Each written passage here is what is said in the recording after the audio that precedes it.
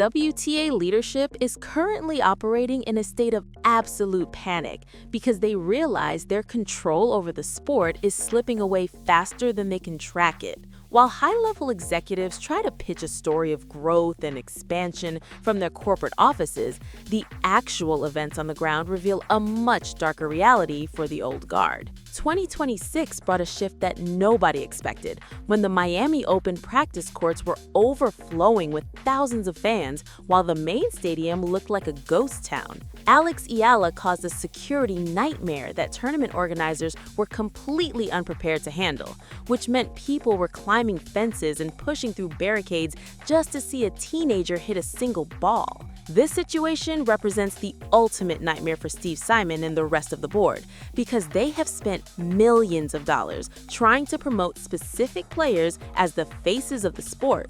Fans have made their own choice by picking Eala, and the result was that practice sessions for a rising star from the Philippines became more valuable than the matches the tour actually charges top dollar for. Internal documents prove that attendance for the finals has been trending downward for years, but the metrics jump the second Alex Eala steps onto a court. We see record-breaking engagement that these executives cannot control or monetize, and that is where the humiliating defeat for the system begins. Security guards frantically shouted for reinforcements as the crowd for her practice session grew to twice the size of the neighboring main draw match, which left the supposed top stars playing to an audience of empty chairs. This created a public embarrassment that the tour tried to hide from the television cameras because they were struggling to keep sponsors like Mercedes-Benz happy. When the biggest crowd of the entire week gathers at a practice court instead of a televised final, those sponsors begin asking questions that the leadership simply cannot answer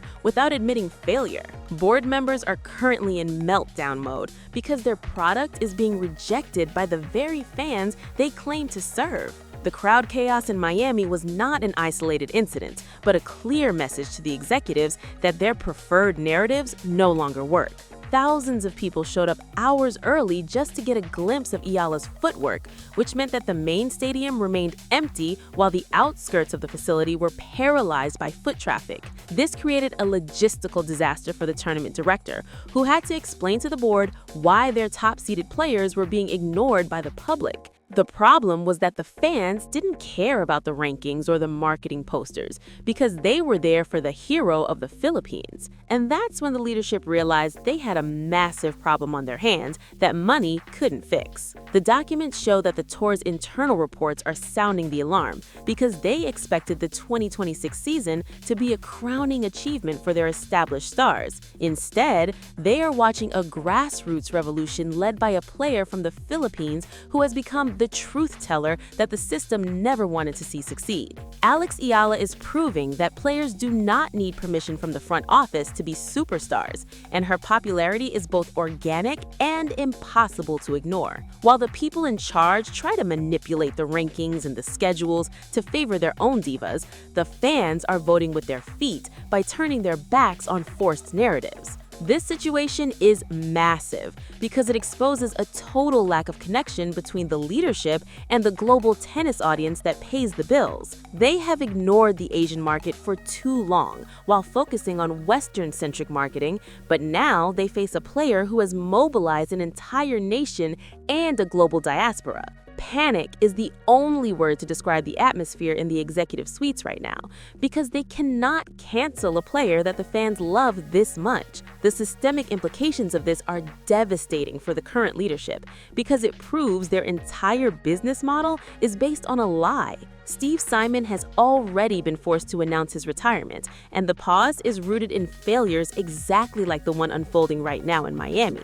He oversaw a period where the organization lost its identity and its audience, and that is why the old guard is being pushed out by the sheer force of Eala's popularity. The rulebook is often used as a weapon to keep rising stars in their place through complex entry rules and ranking requirements that favor established names. But the documents prove that Alex Eala is breaking through every barrier they set while playing at a level that demands the world's attention. The reality is that the WTA playbook is designed to protect a specific hierarchy that no longer exists in the eyes of the public. They use their financial evidence to claim growth, but the reality is that the industry is starting to distance itself from these failed strategies. Companies are looking at the empty seats in the finals and comparing them to viral clips of practice sessions, and that is where they see the real money. A scramble to rewrite the marketing strategy is currently underway to include Eala, but it might be too late because the tour spent years treating her like an unimportant underdog. The playbook of suppression is finally falling apart as fans get tired of the manipulative narratives and the calculated lies about viewership numbers. They want authenticity, and they find it in Eala, while the leadership sits in a house of cards that could collapse at any moment. One more major tournament where a practice session outshines the final could cause the entire structure to come down once and for all. Leadership has no answers for why their finals are empty or why a practice court became the most popular place at the Miami Open. These career-ending mistakes are being broadcast to the entire world, and the panic is visible because there's simply no way to spin the data anymore. The reality is that the top-ranked players are being overshadowed by a teenager who isn't even being promoted by the tour's main social media accounts. This is a deliberate choice by the executives to protect their preferred stars, but it's backfiring in the most public way possible. Every time they try to hide Eala's success, the fans post more videos and draw more attention to the disparity between the hero and the villains. The financial fallout is already beginning to show in the quarterly reports that the tour tries to keep under wraps. Domestic TV ratings for the finals have plummeted by 40% in some markets, which is a direct consequence of the tour's refusal to embrace the players the audience actually cares about. This 40% drop represents millions of lost eyes, and yet the streaming numbers for any match involving Alex Eala are hitting all-time highs, often crashing the very servers the tour uses to broadcast their content. This disparity is proof that the leadership is actively working against their own financial interests just to maintain control over the locker room. They are so afraid of a player they cannot control that they are willing to watch their own profit margins disappear into thin air. It's a calculated lie to suggest that the current top stars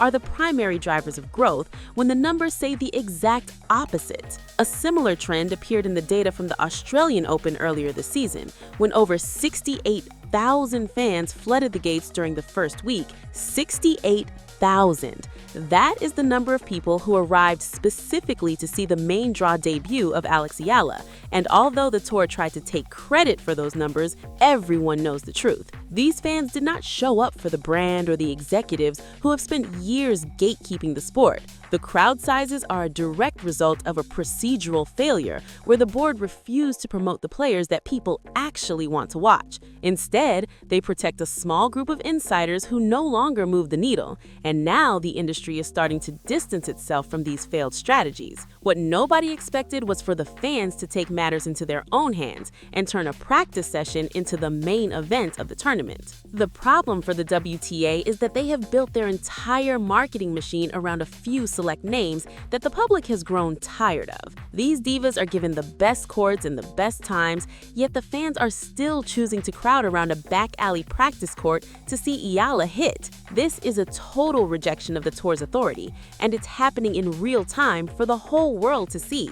The result was a series of emergency meetings in Miami, where officials tried to figure out how to move Eala to a more private area to avoid the crowds. But the fans found her anyway, proving that no amount of corporate maneuvering can stop a genuine connection between a player and her audience. The reality is that Eala has become a symbol of resistance against a system that is rigged to favor the elite. Internal memos have leaked showing that the tour is desperate to find a way to monetize the Eala factor without giving her too much power. They are terrified that her success will inspire other players from non-traditional markets to demand better treatment and more visibility. This would break the monopoly that the Western agencies have held over the sport for decades, and that is something the board cannot allow. But the thing is, they no longer have a choice because the fans are the ones who ultimately decide who is a star.